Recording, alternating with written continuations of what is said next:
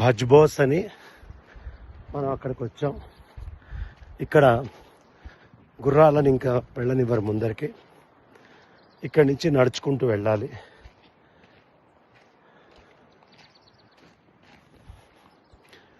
చాలా సుందరంగా అందంగా ఉంది ఈ క్షేత్రం. వర్షం కూడా పడేట్టుగా ఉంది. దేవుడి దయ కృప ఆనందంగా మనం ఇక్కడి నుంచి మెల్లిగా వెళ్ళి గంగోత్రి దగ్గర తర్పణాదులను చేసుకొని ప్రశాంతంగా తిరిగి వచ్చేద్దాం. అది ఏదో కనిపిస్తుందిగా, ఇదే బేస్ క్యాంప్ అంటారు. ఇక్కడ క్యాంప్ ఉంటుంది, రాంబాబా ఆశ్రమం అని పిలుస్తారు.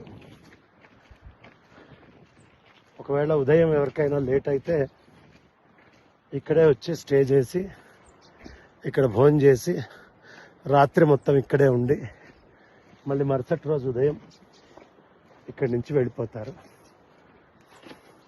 చాలా అద్భుతమైనటువంటి ప్రదేశం. 10:50కి బేస్ క్యాంప్ దగ్గర దింపాడు.